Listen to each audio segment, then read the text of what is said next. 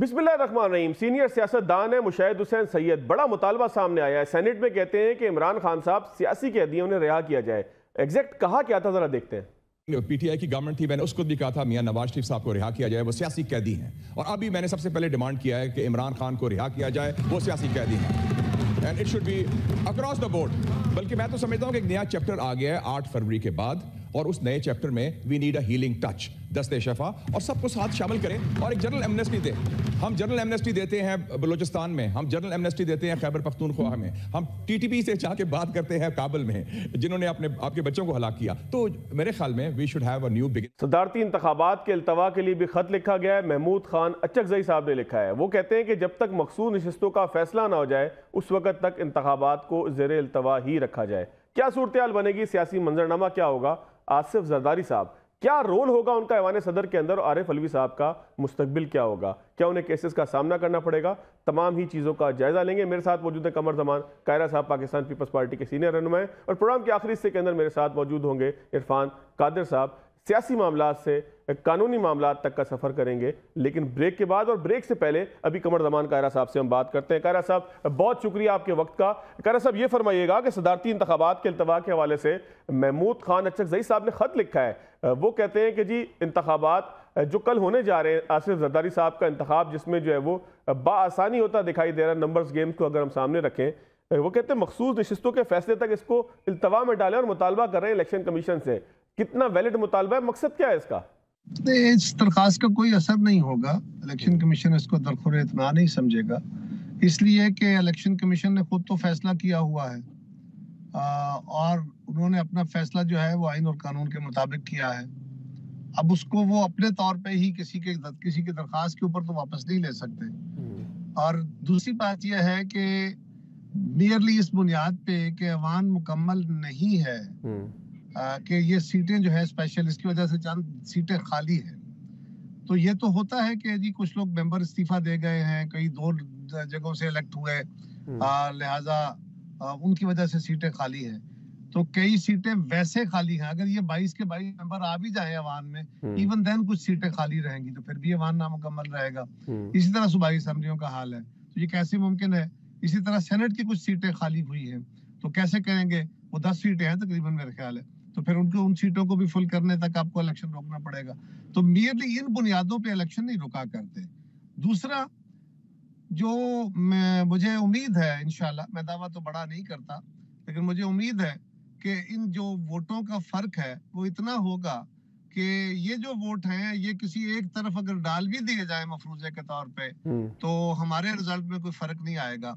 अब सिर्फ इस बुनियाद पे सारे अमल को बंद नहीं किया जा सकता, रोका नहीं जा सकता। कायरा साहब, अच्छा, एक मेरा अगला सवाल जो उसके 2 हिस्से हैं। एक तो ये कि आरिफ अलवी साहब इतने अरसे सदर रहे, उनके पूरे दौर को आप किस तरह से देखते हैं? कंट्रोवर्सीज के साथ वो जो वक्त गुजारते रहे, बाज़ दफ़ा महसूस हुआ, तबसरा हुआ, मुखालफिन ने कहा कि उनका रोल कुछ ऐसा है कि जैसे किसी सियासी कारकुन का होता है। हर्डल्स उन्होंने डालने की कोशिश ज़रूर की, लेकिन किसी भी जगह पर वो कामयाब नहीं दिखाई दिए। तो आसिफ जरदारी साहब का रोल कितना मुतहर्रिक होगा, कितना मुख्तलिफ होगा, क्या रोल तय किया गया है, वो ऐवान सदर को का इस्तेमाल किस तरीके से करेंगे? दोनों सवालात का जवाब दीजिएगा। आरिफ अलवी साहब का दौर भी और जरदारी साहब का दौर मुख्तलिफ कैसे होगा? पहली बात तो यह है कि आरिफ अलवी साहब अपनी जमात के खुद सरबराह नहीं है। वो अपनी जमात के कारकुन थे और लीडर कहीं, ताकत कहीं और थी।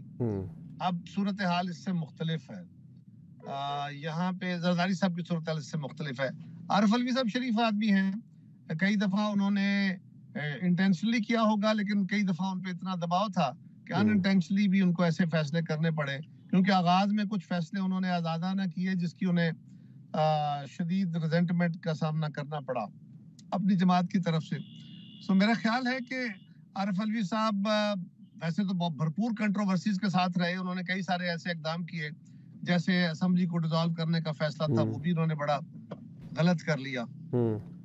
लेकिन उनकी अपनी जगह कोशिश शामिल रही कि निज़ाम को बेहतर तरीके से चलाया जाए। और आसिफ जरदारी साहब तो हैं ही मुफावत वाले, वो तो चीजों को साथ लेके मुश्तरका फैसले करने वाले, चीजों को आगे बढ़ाने वाले, डेडलॉक्स को तोड़ने वाले हैं। उनका मिजाज, उनकी सारी पॉलिटिक्स जो है वो डिजाइंड ही इस तरह है। सो और हमारा उनके साथ एक ताल्लुक भी रहा, बड़ा अच्छा रहा। ये पिछले 1.25 साल जो था गवर्नमेंट का, उसमें भी एक अच्छा ताल्लुक रहा शहबाज शरीफ साहब से।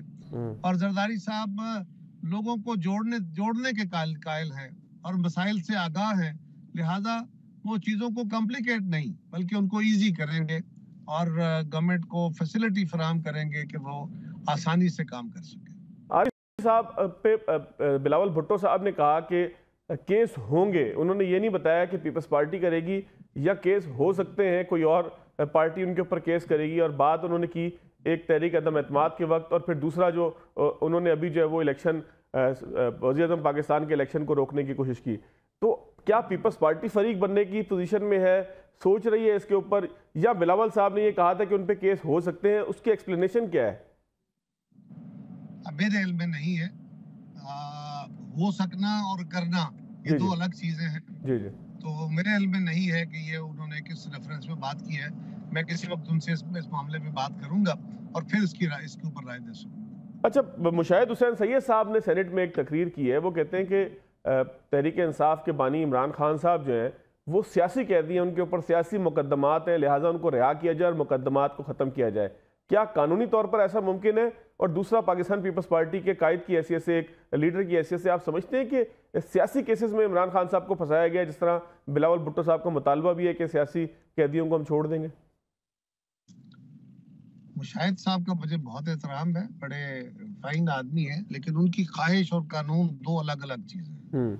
कानून इससे बिल्कुल मुख्तलिफ है और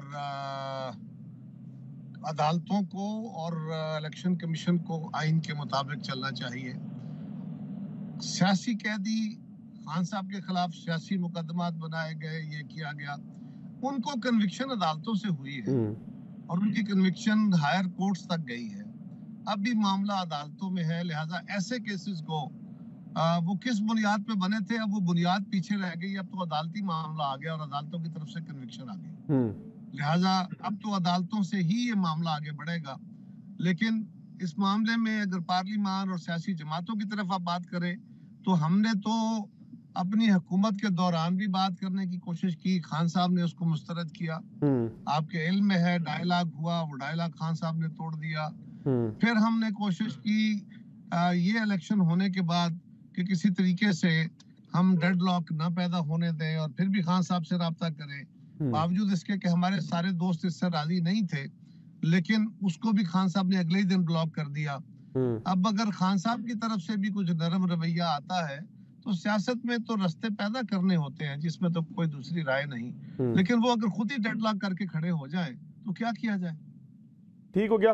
अच्छा, मौलाना फजलुर रहमान साहब काफ़ी नाराज़ हैं, मियां नवाज शरीफ उनके घर भी गए, पीपल्स पार्टी भी उनसे जो है वो मुस्तकिल राब्ते करके उनको समझाने की, बुझाने की, सिखाने की कोशिश कर रही है कि हालात को ख़राब ना किया जाए। लेकिन उन्होंने मुझे लगा कि बड़ी सख्त बात की। उन्होंने कहा 1971 जैसे हालात पैदा किए जा रहे हैं और असम्बली के अंदर नहीं है तो कोई बात नहीं, बाहर भी मुश्किलात पैदा हम कर सकते हैं।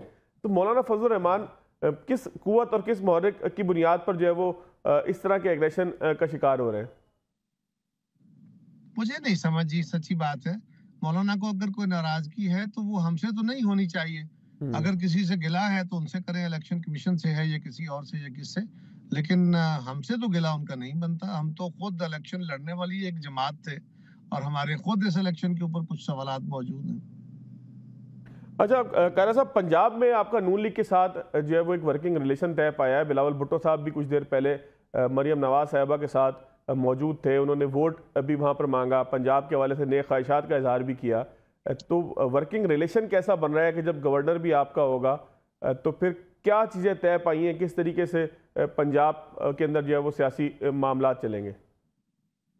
पंजाब में उनकी गवर्नमेंट है जी, जहाँ कहीं पीपल्स पार्टी को एज जमात कोई गिला होगा, शिकवा होगा, उसके लिए एक फोरम बना लिए जाते हैं ताकि हम बैठ के रोज लीडरशिप का ना बैठना पड़े, बल्कि आपस में बैठ के ही मामला को रिजॉल्व कर लिया जाए। हम चूंकि मुख्तलिफ जमातें हैं, एक दूसरे के मुखालिफ इलेक्शन लड़े हैं, पॉलिटिकल इंटरेस्ट मुख्तलिफ है, लिहाजा इस पे कुछ ना कुछ राय आती रहती है। इस तरह के वक्त आ जाते हैं, उसके लिए एक बना है एक मैकेनिज्म, तो ताकि ये smooth functioning of the government हो। अच्छा कारा साहब, शहबाज शरीफ साहब ने कहा है कि कर्ज से निकलने के लिए एक दूसरे का साथ देना होगा, साथ बैठना होगा, सियासी पसंद नापसंद को दूर रख कर जो है वो आगे जाना होगा। तो इस सवाल के भी दो हिस्से हैं। पीपल्स पार्टी किस हद तक जो है वो ताउन करेगी, क्या ताउन करेगी?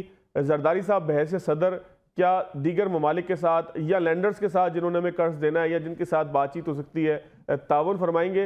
एक इसका हिस्सा ये भी हो गया। और दूसरा, क्या इसके लिए पीपल्स पार्टी कोशिश करेगी कि पाकिस्तान तहरीक इंसाफ को भी साथ बिठाया जाए? क्योंकि जब बात हम मईशत की करते हैं तो फिर ये हम सबसे बालातर रियासत की बात होती है, ये सियासत से बालातर होती है।